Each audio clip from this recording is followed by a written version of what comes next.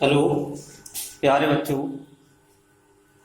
मैं पिछली एक्सरसाइज 3.2 के दो तीन सवाल छोड़ रहा हूँ क्योंकि ग्राफ पेपर की व्यवस्था नहीं है। आज ग्राफ पेपर की व्यवस्था कर लूंगा तो मैं कल उन तीन सवाल रह गए हैं जिनको बिना ग्राफ के समझाया नहीं जा सकता, इसलिए तो उनको ग्राफ पेपर पर ही समझाऊंगा।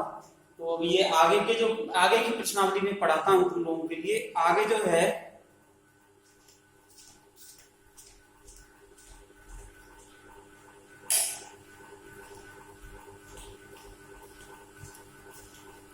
देखिए आगे क्या है इसमें, बीजगणितीय विधि द्वारा रैखिक समीकरणों का हल ज्ञात करना। जैसा आप देख पा रहे हैं इनकी तीन विधियां हैं। पहली विधि है बीजगणितीय विधियां, सीधी सी बात है, रैखिक समीकरण को हल करने की बीजगणितीय विधियां। तो पहली विधि है प्रतिस्थापन विधि। प्रतिस्थापन का मतलब होता है कि एक को हटा के दूसरे को उसकी जगह प्रतिस्थापित कर देना। दूसरी विलोपन विधि, तीसरी है वज्र गुणनखंड विधि। ये तीन विधियां हम इस चैप्टर में पढ़ेंगे।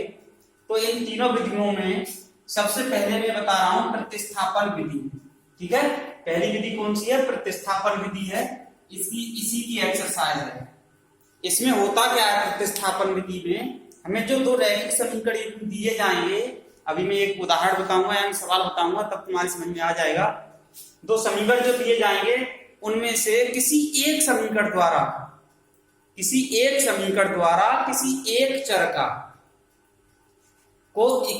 चर का मान दूसरे चर के पदों में ज्ञात कर लेते हैं। जैसे x और y में अगर रैखिक समीकरण सभी x और y में दिए गए हैं, दो ही चर दिए हैं x और y, तो हम x का मान y के पदों में या y का मान x के पदों में ज्ञात कर लेते हैं, जो सुविधाजनक हो, जिसमें हमारी कैलकुलेशन में आसानी रहे। ठीक है, तो अब देखिए क्या करना है हमें। सबसे पहले मैं प्रतिस्थापन विधि के बारे में बता रहा हूं। इसकी एक्सरसाइज है 3.2। कौन सी विधि बता रहा हूं? प्रतिस्थापन विधि। और प्रश्नावली है इसकी, प्रश्नावली है 3.2। ठीक है, इसका पहला प्रश्न जो दिया गया है वो मैं लिखता हूं। उसमें लिखा क्या दिया है, निम्न रैखिक समीकरण को प्रतिस्थापन विधि द्वारा हल कीजिए। तो देखिए प्रतिस्थापन विधि द्वारा हम कैसे हल करेंगे। और एक बात बता दूं, जब पेपर में क्वेश्चन आएगा तो ये ध्यान रखना बच्चों कि उस पर विधि लिखी हुई आएगी कि इस विधि से इस रैखिक समीकरण को हल करना है, तो फिर हमें उसी विधि से करना है। जो अगर विधि लिखी हुई आती है तो फिर उसी विधि से उसको हल करेंगे तो हमें नंबर मिलेंगे। अगर कोई विधि लिखी हुई नहीं आती है, केवल ये लिखा आता है निम्नलिखित रैखिक समीकरण का हल ज्ञात कीजिए, तो हम फिर स्वतंत्र हैं, हम किसी भी विधि का प्रयोग कर सकते हैं। चलिए बात करते हैं पहले प्रश्न की। बहुत इजी प्रश्न है। पहले प्रश्न का पहला पार्ट बता रहा हूं मैं। दिया गया रैखिक समीकरण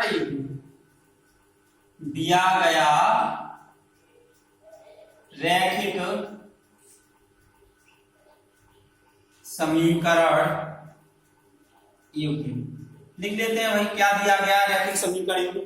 x प्लस वाई बराबर 14, समीकरण 1। x माइनस वाई बराबर 4, ये समीकरण 2 हो गया। मैंने जैसे भी बताया इसमें एक एक स्टेप वाइज हम अगर कैलकुलेशन करेंगे तो कोई गलती नहीं होगी। बहुत सिंपल तरीका है इसका हल करने का। ये तो इक्वेशन भी बहुत सरल दी गई है हमें। तो हमें करना क्या है, तो सबसे पहले मैंने बताया था आप लोगों को कि इसमें से कोई सा समीकरण ले लें। कोई एक समीकरण लेके एक चर का मान दूसरे चर के पदों में ज्ञात कर लें, यानी x का मान y के पदों में ज्ञात करेंगे। तो देखो मैं समीकरण 1 से ही बता दे रहा हूं। समीकरण 1, इसमें इसी तो समीकरण 2 से रहेगा, ये समझते हैं। तो देखिए समीकरण 1 से या 2 से हम जो भी मान निकालना चाहें, समीकरण 1 से x प्लस वाई बराबर 14 है, तो x बराबर कितना हो जाएगा 14 माइनस वाई। अगर हम y को इधर पक्षांतर कर दें तो ये इधर धन का है, इधर जाके ऋण का हो जाएगा, ये सबको पता होगा। समीकरण 1 से हमने x का मान किसके पदों में ज्ञात कर दिया, y के पदों में। अब यहाँ पर सिंपल तरीका ये है कि यहाँ कोई x और y के गुणांक नहीं दिए गए हैं। सपोज दैट अगर इसके गुणांक दिए गए होते तो हम गुणांक सहित लेते, तो यहाँ पे मान लो x का गुणांक 5 होता तो वो बट्टे में 5 आ जाता। तो हमें ऐसा नहीं है कि मेथड है ये हमारा, हमें मेथड समझना है, क्वेश्चन सब प्रकार के आ जाएंगे। तो x का मान यहां से निकालने के लिए हम समीकरण 1 से एक चर का मान दूसरे चर के पद में आ गया। इधर x नहीं है, इधर x है, इधर केवल y है। तो जब एक चर का मान दूसरे चर के पदों में हम ज्ञात कर लेते हैं, पहला स्टेप किसी भी समीकरण से जो हमें सुविधाजनक लगे, ठीक है। अब ये जो x का मान हमने निकाला इस समीकरण से, अब हमें ये ऐसा नहीं है कि इसी समीकरण में रखना है तो कुछ नहीं होगा। अब हम रखेंगे कौन से समीकरण में, समीकरण 2 में। तो देखिए समीकरण 2 में x का मान रखने पर, x का मान रखने पर समीकरण 2 में अब हम x का मान लगाएंगे, कितना दिया 14 माइनस वाई दिया गया है। तो x यहाँ पे आ रहा है तो इसकी जगह में क्या लगा सकते हैं 14 माइनस वाई। तो देखो 14 माइनस वाई, और ये वाला माइनस वाई पहले से ही है, बराबर में कितना है हमारा, बराबर में है 4, ठीक है।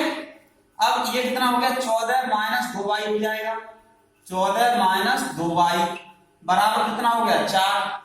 इस 2y को उधर पक्षांतर कर दो और 4 को इधर ले आओ, एक ही साथ कर सकते हो, कोई दिक्कत नहीं है। ये वाला 4 इधर धन का है और इधर आएगा तो क्या हो जाएगा 14 माइनस का हो जाएगा 4, और 2y इधर ऋण का है, उधर को जाएगा दूसरे पक्ष में तो क्या हो जाएगा प्लस का हो जाएगा 2y हो जाएगा।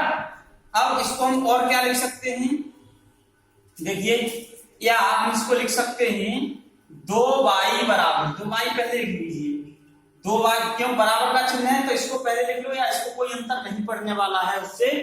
तो 2y बराबर 14 में 4 गए कितने बचेंगे 10। अब y के साथ गुणा में 2 आ रहा है तो जब इधर भी इसको भेजेंगे तो ये भाग में जाएगा, y बराबर 10/2, यानी y बराबर कितना आ गया 5। किसका मान आ गया y का। इसको जो हम एक चर का मान दूसरे चर में रखते हैं तो बहुत इजी है कि ये समीकरण 3 मान लिया हमने, एक चर का मान दूसरे चर के पदों में निकालते हैं। तो अब जो मान हमने एक निकाल लिया वो इसी में लगा दीजिए, y का मान किसमें लगा दें, y का मान समीकरण 3 में रखने पर x का मान प्राप्त हो जाएगा।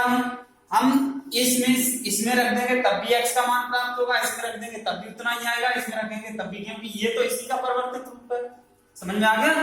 तो देखो x बराबर कितना है 14 माइनस वाई है, 14 माइनस वाई, वाई की जगह कितना लगा देंगे 5, तो वाई की जगह x बराबर कितना आ गया 14 में 5 गए 9। तो समीकरण का हल क्या हो गया, अतः समीकरण 1 का हल क्या होगा, अतः समीकरण युग्म का हल क्या होगा, x बराबर 9 और y बराबर 5 होगा। बस ये था हमारा प्रतिस्थापन विधि का मामला। तो समझ में आ रहा होगा, एक बार फिर समझा रहा हूं, ये सरल समीकरण दिए गए हैं इसलिए आसानी से हो गया, नहीं तो थोड़ी सी कैलकुलेशन और बढ़ जाती है और कोई दिक्कत नहीं है। दिया गया रैखिक समीकरण लिख दिया हमने, ठीक है। अब मैंने बताया था दूसरा स्टेप क्या है इसका, समीकरण लिखने के बाद हम क्या करते हैं, एक चर का मान दूसरे चर के मान में लगा लो, या तो x का मान y के पदों में निकाल लें या y का मान x के पदों में, किसी भी समीकरण से। ऐसा नहीं मैंने समीकरण 1 से निकाला 2 से निकालता तब भी वही उत्तर आएगा, समझ में आ गया। तो चाहे हम समीकरण 1 से निकाल लें या समीकरण 2 से निकाल लें, एक ही बात है, इसमें कोई भी अंतर नहीं पड़ेगा, पर हमें एक चर का मान दूसरे चर के पदों में ज्ञात करना है। अब करते क्या है, जैसे मैंने ये समीकरण 1 से निकाला, तो जब 1 से निकाला है तो जो चर है x का मान y के पदों में वो 2 में लगाएंगे, 2 से निकालते हैं तो 1 में लगा देते।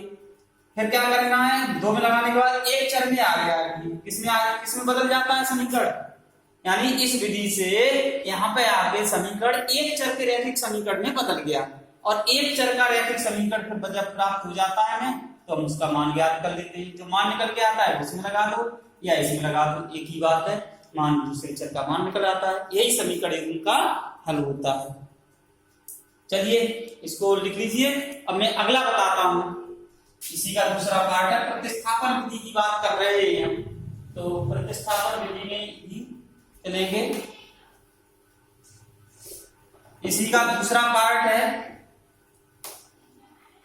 ऊपर का पूरा हिस्सा मैंने इसलिए साफ कर दिया है। दूसरे पार्ट को बताता हूं। क्वेश्चन नंबर 1 का सेकंड पार्ट है भाई। देखिए, दिया गया रैखिक समीकरण, दिया गया रैखिक समीकरण युग्म, दिया गया रैखिक समीकरण युग्म क्या है हमारा, S माइनस टी, इसको S को मैं ऐसे दिखा रहा हूं, इक्वल टू दिया है हमें T, ठीक है। इसको समीकरण, दूसरा समीकरण दिया S upon 3 plus T upon 2 is equal to 6, plus T upon 2 is equal to 6, ठीक है। ये 6 बट्टे में नहीं है, तो देखिए इसको मैं समीकरण 2 अभी नहीं मान रहा हूं, इसको थोड़ा सा हल कर लेता हूं। क्या करूं, क्योंकि इसमें जो गुणांक दिए गए हैं ना, इसको या तो हम हल कर लें तो भी कोई दिक्कत नहीं है, नहीं तो बाद में भी हमें हल ही करना है, इसलिए इधर का एलसीएम ले लेते हैं। इसको हम कैसे लिखेंगे, या इसका एलसीएम कितना आ गया, 3 और 2 का 6, अब 3 दूनी तो ये कितना हो जाएगा 2s प्लस 2s आ गया, 2 से 3 बार 2 3 6 3t इज इक्वल टू कितना है हमारा 6। इसके नीचे एक मान लिया, क्रॉस गुणा कर देंगे तो क्या आएगा 2s plus 3t is equal to 6 का 6 में गुणा हो जाएगा 36। इसको मान लिया मैंने समीकरण नंबर 2। अब देखो यहाँ पे बहुत ही ध्यान रखने की बात यह है, मैंने ये बताया था कि किसी एक चर का मान दूसरे चर के पदों में ज्ञात करते हैं, तो ध्यान से देखना, अगर हम इस समीकरण से s का मान t के पदों में या t का मान s के पदों में ज्ञात करेंगे, तो ये ध्यान रखना कि इस यहाँ पे हमारे s और t दोनों के गुणांक दिए गए हैं, गुणांक दिए गए, तो गुणांक दिए गए तो बट्टे में आएगी संख्या। तो कोशिश ये करो कि जिस समीकरण में जिस चर के गुणांक नहीं दिए गए हैं उसी के पदों में ज्ञात कर लो, तो उसमें थोड़ी सी आसानी रहती है। अब देखिए समीकरण 1 से, जो पिछले पार्ट में किया था हमने, समीकरण 1 से यहां से s का मान t के पदों में ज्ञात कर लेते हैं। s बराबर माइनस टी है, इधर भेजेंगे इसको तो t प्लस का अब 3 हो जाएगा, या 3 प्लस टी की बात है, इधर जाएगा तो ये प्लस का t हो जाएगा, प्लस 3 यही है हमारे। अब ये इसको डाल दीजिए आपने समीकरण नंबर 3। s का मान अब इसमें नहीं लगाएंगे, इसमें लगा दोगे तो 3 बराबर 3 आ जाएगा, मान नहीं निकलेगा, ठीक है। इसमें लगाएंगे समीकरण 2 में, तो s का मान इसमें रखना है समीकरण 2 में रखने पर, s का मान समीकरण 2 में रखना है। समीकरण 2 क्या हमारा ये है, अब देखो यहाँ पे s का गुणांक है 2, तो 2 तो गुणांक हो गया, जो आ रहा है s के गुणांक में वो तो यहाँ आएगा, और s की जगह हम क्या लिख सकते हैं t प्लस 3, तो t प्लस 3 ये लिख दिया, और प्लस प्लस आ रहा है, अब 3t ये आ गया है तो इसको तो 3t लिखेंगे, और बराबर में आ रहा है 36 लिखा रहने देंगे। इस 2 का गुणा करेंगे पहले इसके साथ, दोनों के साथ गुणा होगा, 2 का t के साथ गुणा होगा तो 2t हो गया, 2 का 3 के साथ गुणा होगा तो प्लस का 6 हो गया, प्लस का चिन्ह, प्लस का 2 का 3 गुणा हो जाएगा 6 हो गया, प्लस 3t बराबर कितना आ गया 36। अब क्या करना है, 3t और 2t और 3t ये तो जुड़ जाएंगे, 2t और 3t जो समान पद होते हैं वो जुड़ जाते हैं, तो ये कितना होगा 5t प्लस 6 बराबर कितना हो गया 36। अब क्या करना है, देखो इस 5 6 को उधर ट्रांसफर कर दो, 5t बराबर 36 माइनस 6, इधर ये धन का था, इधर होके इधर जाएगा तो ऋण का हो जाएगा। तो देखो 5t बराबर 36 में 6 गए, कितने बचे 30, t बराबर कितना आ गया 30/5, क्योंकि ये 5 इधर भाग में जाएगा, तो t बराबर कितना आ गया 5 6 30, ये आ गया t बराबर कितना आ गया 6। अब t का मान कहां लगा दें हम, समीकरण 3 में। t का मान समीकरण 3 में रखने पर, क्योंकि ये समीकरण हमने यहीं से प्राप्त किया है ना, इससे कोई अंतर नहीं है, तो s बराबर कितना आ जाएगा, देखो t बराबर कितना है, t है यहाँ पर, ये t बराबर 6 निकाल दिया हमने, तो t की जगह क्या लगा देंगे हम 6 प्लस 3 है, तो s बराबर आ गया 9 आ गया, तो s का मान आ गया। समीकरण 1 का हल क्या होगा, अतः समीकरण युग्म का हल s बराबर तो आ गया 9, t बराबर आ गया 6, ये हल होगा इसका। ठीक है, ये इस तरीके के सवाल हैं हमारे। तो अब इसमें एक और क्वेश्चन है, क्वेश्चन नंबर 3 बताता हूं, कई पार्ट इसके बता देता हूं मैं, जिससे कि तुम्हारे लिए बिल्कुल भी क्लियर हो जाएगा मामला कि अभी क्या करना है।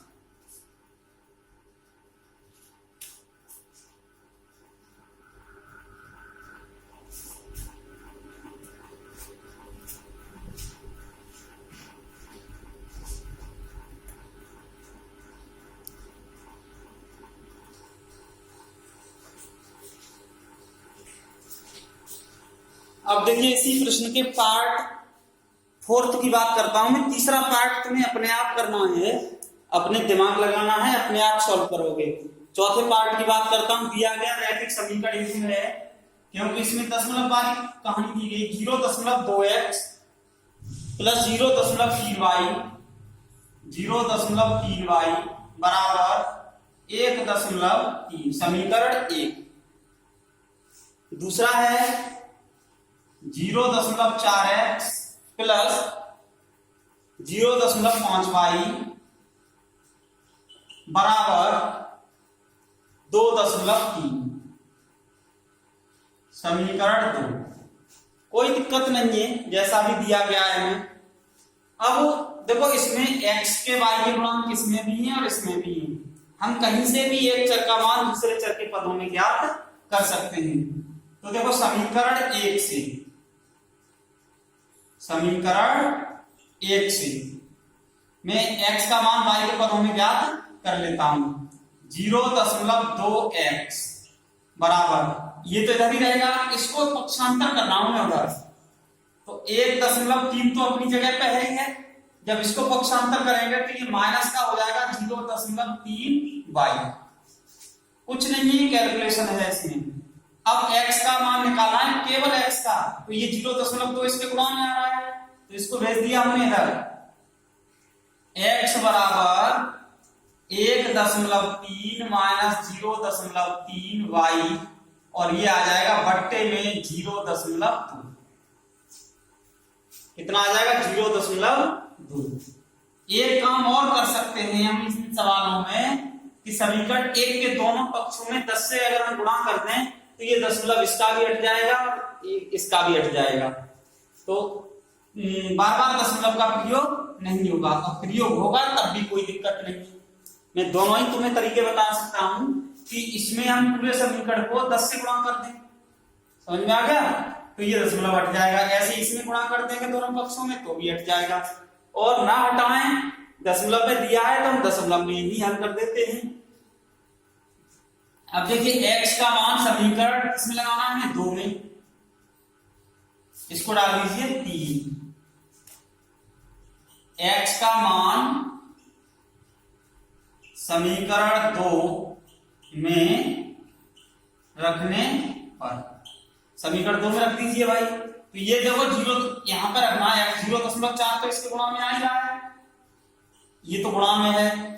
x की जगह ये लगाना है 1.3 माइनस 0.3 y बटे 0.2, ये इसके गुणा में लग गया। x की जगह 0.5 y रहेगा, ये अपनी जगह 0.5 y बराबर 2.3 ये रहेगा। अब देखिए एक चीज यहाँ पे ध्यान रखना, अगर यहाँ कैलकुलेशन हो रही है तो कर देंगे हम। 0.2 से 0.4 कट रहा है कितने बार, दशमलव से दशमलव कट जाएगा, पूरे 2 बार कट जाएगा। कितने बार कट जाएगा इससे, ये 2 बार कट जाएगा। तो इससे ये कट गया 0.2 से, ये 0.4 था यहाँ पे, ये कट गया हमारा 2 बार। अब 2 का गुणा करेंगे इसमें, जब 2 का गुणा करेंगे तो कितना आएगा, देखो 2 का गुणा 1.3 के साथ करोगे तो 2.6 माइनस ये है ये, अब 2 का गुणा इसके साथ करोगे तो ये हो जाएगा 0.6 y और प्लस 0.5 y, ये है ये हमारा बराबर 2.3। अब देखो ये कितना 0.6 y है, ये 0.5 y है। तो देखो 0.6 में से घटाना है, क्योंकि कम वाला घटाना है 0.5, तो 0.1 बचेगा तुम्हारा, यानी 0.1 y बचेगा। वो भी किसका बचेगा, माइनस का, क्योंकि ये संख्या बड़ी है ये छोटी है। तो 2.6 माइनस 0.1 y बराबर 2.3। ये मत करना कि यार एक आ गया तो केवल y लिख दें, ऐसी गलती नहीं करनी है। अब देखो इसको तो भेज देते हैं इधर, इसको ले आते हैं इधर, कितना आ जाएगा 2.6। ये जब इधर आएगा तो पक्षांतर होने पर माइनस का हो जाएगा, और ये जब इधर जाएगा तो पक्षांतर होने पर 0.1 y का हो जाएगा। इसको पहले लिख लें 0.1 y बराबर 0.6 में से 2.3 घटाओगे तो 0.3 बचेगा। अब y बराबर कितना आ जाएगा 0.3 बट्टे 0.1। अब दशमलव से दशमलव हट जाएगा, 1 से 1, तो y का मान आ गया हमारा 3। कितना आ गया 3। अब y का मान निकाला कहां है, समीकरण 3 में। y का मान समीकरण 3 में रखने पर, समीकरण 3 में रख दीजिए भाई y का मान।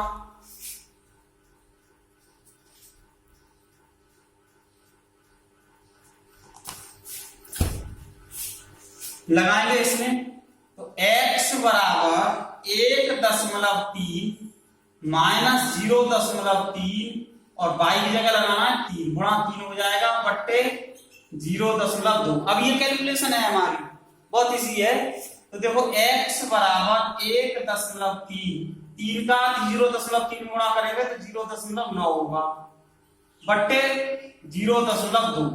अब देखो यहाँ पे 1.3 में से हमें ये घटाना है, 1.3 में से ये कितना घटाना है 0.9 घटाना है भाई। 3 में से तो 9 घटेगा नहीं, यहां से लेकर 13 में से 9 गए, कितने बचेंगे 4, तो ये बचेगा 0.4।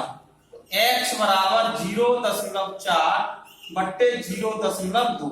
अब इससे दशमलव हट जाएगा, इससे ये कितने बार कट जाएगा 2 बार। तो x बराबर कितना आ गया 2। समीकरण इनका हल क्या होगा,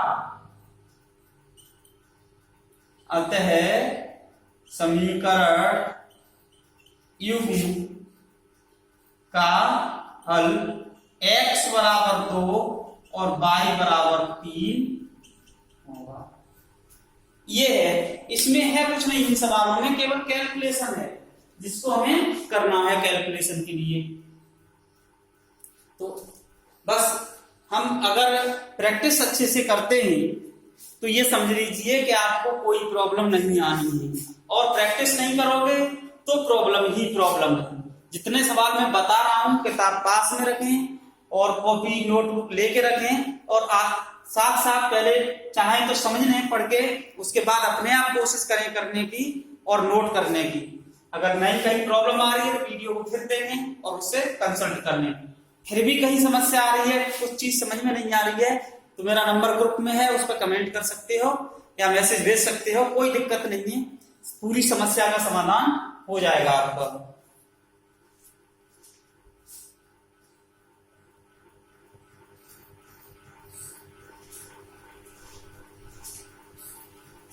अब देखिए चौथे पार्ट के बाद एक पांचवा पार्ट है जिसमें वर्गमूल टाइप के क्वेश्चन आ रहे हैं, इसको और बता देता हूं मैं, तो समझ लें।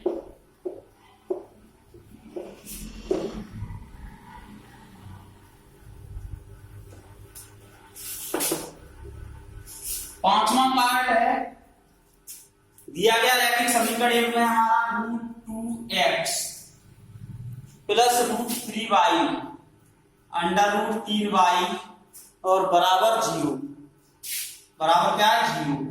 समीकरण 1 √3x plus √8y minus √8y बराबर भी 0। समीकरण नंबर 2, देखो इसमें अंडर रूट केवल संख्याओं पर है, एक्स और अक्षरों पर वर्गमूल नहीं होगा, ये ध्यान रखना, केवल संख्याओं पर ही वर्गमूल होगा। ये हम लिखें तब हमें भी ध्यान रखना है इस चीज का कि हम वर्गमूल कितने बीच में लगा रहे हैं। एक चीज और है इसमें, जो ये लिखा हुआ है √8 लिखा है, ये गलत है, इसको हम 2√2 लिख सकते हैं तो ज्यादा बेटर रहेगा। चलिए अब जैसा लिखा है उसमें वैसे ही हम करते हैं। अब देखो इसमें दोनों के इसमें भी गुणांक दिए गए हैं, तो हमें करना क्या है, जब गुणांक हमें दिए ही गए हैं तो हम किसी भी समीकरण से एक चर का मान दूसरे चर के मान में, दूसरे चर के पदों में ज्ञात कर लें। तो देखिए समीकरण 1 से क्या आ जाएगा, √2x बराबर, इसको जब पक्षांतर करेंगे तो माइनस का √3y हो जाएगा और x बराबर हो जाएगा माइनस का √3 बट्टे √2y। ठीक है, ये आ गया, इसको डाल दीजिए समीकरण नंबर 3। इस x का मान यहां से उठाकर किसमें लगाते हैं, समीकरण नंबर 2 में लगा दीजिए भाई।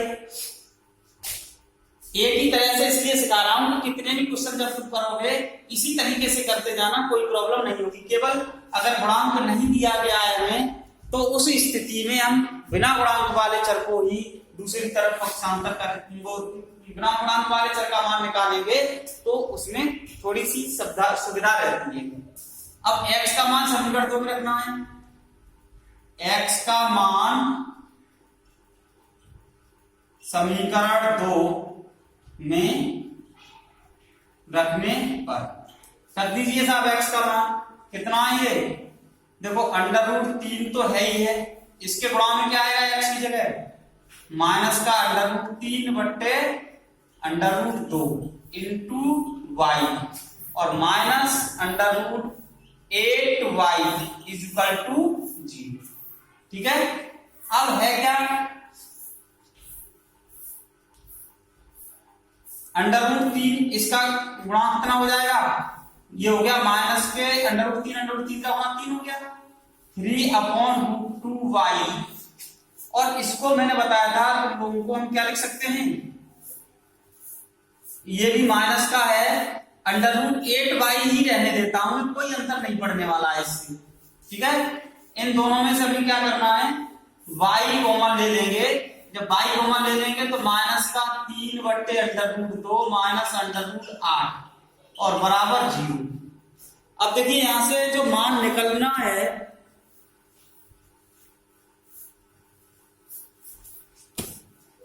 ये वास्तविक संख्या है, ये क्या है, वास्तविक संख्या, तो इसका मान कभी शून्य नहीं होगा, ये ध्यान रखना। जैसे 2 इज नॉट इक्वल टू 0 या 1/2 इज नॉट इक्वल टू 0, क्योंकि ये संख्याएं हैं, या हम ये लिखें √2 इज नॉट इक्वल टू 0, क्योंकि ये अपने आप में एक मान रखता है। ऐसे ही ये वाली जो संख्या है -3 बट्टे √2 माइनस √8, ये अपने आप में एक मान है, इसलिए देखिए अतः हम इसको हम चाहें तो इसके नीचे भेज दें, सिंपल तरीका तुम्हारे लिए समझने को, तो तो भी ये क्या आएगा, शून्य में किसी संख्या से भाग देते हैं तो शून्य प्राप्त होता है, लेकिन किसी संख्या में शून्य से भाग देते हैं तो अपरिभाषित हो जाता है, ये ध्यान रखेंगे। तो यहां से हम y का मान अगर हम निकालें तो y बराबर 0 अपॉन, इसको मैंने कैलकुलेट इसलिए नहीं किया क्योंकि ये 0 होना ही है, 0 अपॉन माइनस के 3/√2 माइनस √8। ये पूरी एक संख्या है जिसका हम शून्य में भाग दे रहे हैं, तो क्या आ जाएगा, y बराबर आ जाएगा 0। क्यों आ जाएगा, क्योंकि किसी भी संख्या का शून्य में भाग देने पर हमें शून्य प्राप्त होता है, लेकिन किसी भी संख्या में शून्य से अगर भाग दिया जाए तो वो अपरिभाषित हो जाता है, ये ध्यान रखेंगे। अब y का मान समीकरण 3 में रख दीजिए, y का मान समीकरण 3 में रखने पर, समीकरण 3 में जब y का मान रखेंगे तो x बराबर माइनस √3/√2 गुणा 0। अब 0 का किसी संख्या में गुणा करते हैं तो क्या हो जाता है, 0। अतः समीकरण युग्म का हल क्या होगा, समीकरण युग्म का हल x बराबर 0 और y बराबर 0 होगा। यही तो होगा, x बराबर 0 और y बराबर 0। कुछ नहीं है इसमें भी, ये भी इसी प्रकार से सॉल्व कर सकते हैं। अब इसमें एक पार्ट तो मैंने छोड़ दिया तुम्हें तीसरा, और एक छोड़ रहा हूं छठा। तीसरा और छठा दो समीकरण तुम्हें खुद हल करने हैं, 4 पार्ट मैंने बता दिए, 2 तुम्हें करने हैं। आगे के जो प्रश्न हैं वो मैं कल कराता हूं, दूसरा तीसरा क्वेश्चन। धन्यवाद।